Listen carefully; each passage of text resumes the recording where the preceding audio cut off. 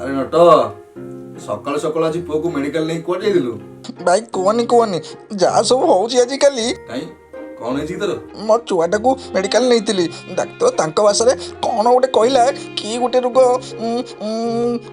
ସେ ଯାହା ବି ହଉ କହିଲା କି ତମ ପୁଅ ସବୁ ପ୍ୟାକେଟ୍ ଫୁଡ଼୍ ଖାଇକି ଏ ଚିପ୍ସ ବିସ୍କୁଟ କୋଲ୍ଡ ଡ୍ରିଙ୍କସ୍ କୁରକୁରି ଏସବୁ ଖାଇକି ତା ଦେହଟା ଏମିତି ହେଇଛି।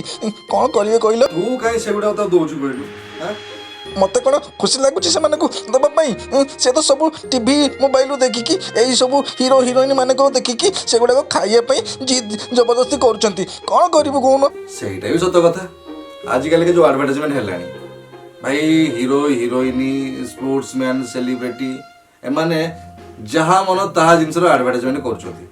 ତାଙ୍କୁ ଦେଖିକି ଆମ ପିଲା କ'ଣ ଆମେ ମାନେ ବି ତ ସେଇ ଜିନିଷକୁ ନେବା ପାଇଁ ଜିଦ୍ କରୁଛନ୍ତି ବେଳେ ବେଳେ। କିନ୍ତୁ ଆମେ ଥରେ କେବେ ଭାବିଛେ ସେଇ ଜିନିଷକୁ ସେମାନେ ୟୁଜ୍ କରୁଛନ୍ତି ଟି? ଯଦି ଆମ ଗଭର୍ଣ୍ଣମେଣ୍ଟ ଯେମିତି ଛୋଟ ଛୋଟ ବ୍ୟବସାୟୀଙ୍କ ଉପରେ କଟକଣା ଜାରି କରୁଛି, ଏଇ ତମେ ପଲିଥିନ ବିକିବନି କି ଏଇଟା ହେଉଛି ଡୁପ୍ଲିକେଟ୍ ପ୍ରଡକ୍ଟ, ଏଟାକୁ ବନ୍ଦ କରିଦିଅ, ୟା ପରେ ଫାଇନ୍ ଲଗାଅ, ଏଇଟା ହେଉଛି ମିଶ୍ରିତ ତେଲ ବିକୁଛି ତାକୁ ବନ୍ଦ କରିଦିଅ, ଏଇଟା ହେଉଛି ମିଶ୍ରିତ ଘିଅ ବିକୁଛି ତାକୁ ବନ୍ଦ କରିଦିଅ, ସେଇଭଳିଆ ଏ ବଡ଼ ବଡ଼ କମ୍ପାନୀଙ୍କ ଉପରେ କଟକଣା ଜାରି କରନ୍ତା ତାହେଲେ ଏ ଜିନିଷ କ'ଣ ବିକ୍ରି ହୁଅନ୍ତା? କି ଯୋଉ ସେଲିବ୍ରିଟି ମାନେ ଯୋଉ ଆଡଭର୍ଟାଇଜମେଣ୍ଟ କରୁଛନ୍ତି ସେମାନେ କ'ଣ କରନ୍ତେ? କାହା ଉପରେ କଟକଣା ଜାରି ନାହିଁ, ନା ସେଲିବ୍ରିଟିଙ୍କ ଉପରେ ନା ସେ କମ୍ପାନୀ ଉପରେ। ଯାହା ଚାଲିଛି ଚାଲିଥାଉ। ଯଦି ଏମାନଙ୍କ ଉପରେ କଟକଣା ଜାରି କରନ୍ତା କି ଷ୍ଟାର ମାନେ ଯୋଉମାନେ ସେଲିବ୍ରିଟି ମାନେ ଯୋଉ ଆଡଭର୍ଟାଇଜମେଣ୍ଟ କରୁଛନ୍ତି ତାଙ୍କ ଉପରେ ଫାଇନ୍ ପକାନ୍ତେ, ତ ସେମାନେ ଭଲ ଭାବରେ ଆଗ ପ୍ରଡକ୍ଟ ଯାଞ୍ଚ କରନ୍ତେ, ତାହେଲେ କ'ଣ ଖରାପ ଜିନିଷ ବିକ୍ରି ହୁଅନ୍ତା? ନା, କେହି ଯାଞ୍ଚ କରିବାର ନାହିଁ। ନା ଗଭର୍ଣ୍ଣମେଣ୍ଟ ଯାଞ୍ଚ କରିବାର, ନା ସେ ଯୋଉ ସେଲିବ୍ରିଟି ମାନେ ଯାଞ୍ଚ କରିବାର, କେହି ଯାଞ୍ଚ କରିବାର ନାହିଁ। ଏମାନଙ୍କର କ'ଣ ଭୁଲ ଯେ? ଏମାନେ ତ ଜଣେ ଜଣେ ସେଲିବ୍ରିଟି, ସବୁ ଭୁଲ ସେଇ କମ୍ପାନୀର।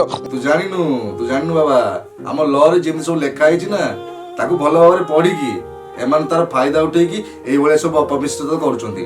ନହେଲେ ତୁ କହୁଛୁ ଏମାନଙ୍କର ଭୁଲ କ'ଣ? ବାବା ଆମେ ସବୁବେଳେ ଏମାନଙ୍କୁ ବଡ ପରଦାରେ ଦେଖିଲେ, ସବୁବେଳେ ଭଲ କରିବାର ଭଲ କହିବାର, କେତେବେଳେ ତ ଖରାପ କହିବା ଦେଖିଲେନି। ତେଣୁ ଆମେ କ'ଣ ଏମାନଙ୍କୁ ଭଲ ପାଇ ଚାଲିଲେ, ଏମାନଙ୍କୁ ଫଲୋ କରି ଚାଲିଲେ। ତେଣୁ ଏମାନେ ଯୋଉ ଜିନିଷ ଦେଖେଇଲେ ଆମେ ସେଇ ଜିନିଷକୁ କିଣିବାକୁ ଚେଷ୍ଟା କଲେ କି ହଁ ଆମ ପାଇଁ ଏଇଟା ଭଲ ହେଇଥିବ। ଆମେ ଭୁଲ ନାହିଁ। କମ୍ପାନୀ ମାନେ ଆଜିକାଲିକା ଯେତେ ଖରାପରୁ ଖରାପ ଜିନିଷ ବନାଉଛନ୍ତି, କିନ୍ତୁ ଗୋଟେ ଭଲ ଷ୍ଟାରକୁ ନେଇଯିବେ ସେଇଟା ଦେଖିବୁ ବ୍ରାଣ୍ଡ ହେଇଯିବ, ଆଉ ସେଇଟା ସବୁଠୁ ଭଲ ଚାଲିବ। କ'ଣ ପାଇଁ? ସମସ୍ତେ ଜାଣିଛନ୍ତି ରେ ବାବା, ସମସ୍ତେ। ସେମାନେ ଯଦି ଜିନିଷକୁ କଡ଼ାକଡ଼ି ଯାଞ୍ଚ କରନ୍ତି କି ନାଇଁ ମୋର ଏତିକି ଦର୍ଶକ ଅଛନ୍ତି, ଏମାନେ ଦର୍ଶକ ମୋର, ଏମାନେ ମୋ ପାଇଁ ଭଗବାନ, ଏମାନଙ୍କୁ ମୁଁ ଖରାପ ଜିନିଷ କାହିଁକି ଦେଖେଇବି, ତାହେଲେ କ'ଣ ହୁଅନ୍ତା ନା ସେ କମ୍ପାନୀ ବନେଇବା ପୂର୍ବରୁ ଭାବନ୍ତା କି ନାଇଁ ଏ ଜିନିଷ ତ ମାର୍କେଟିଂ ହବ ନାହିଁ କି ସେଲିବ୍ରିଟିଙ୍କ ଦ୍ୱାରା ହବ ନାହିଁ, ତ ମୁଁ କ'ଣ କରିବି ନା ଭଲ ଜିନିଷ ବନେଇବି ଯୋଉଟାକି ଲୋକଙ୍କ ପାଖକୁ ଯିବ। ଭାଇ 5 ଟଙ୍କା କି 2 ଟଙ୍କା 3 ଟଙ୍କା ଅଧିକା ହଉ, କିନ୍ତୁ ଭଲ ଜିନିଷ ତ ପାଆନ୍ତେ ନା।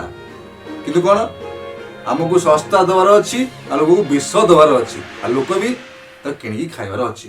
ଆଜିକାଲି ପୁରା ଅପମିଶ୍ରିତ ହେଇଗଲାଣି। ଆଉ କିଛି ଅଛି ଭାବୁଛୁ? ନା। ସବୁ ଆମ ଭାଗ୍ୟ। ଦେଖାଯାଉ ଭବିଷ୍ୟତ କ'ଣ ହେଉଛି। ଭବିଷ୍ୟତ ପୁରା ତ ଅନ୍ଧାର ଦେଖାଗଲାଣି। ସେଇଟା ବି ଠିକ କଥା। ସବୁ ଆମରି ଭାଗ୍ୟ।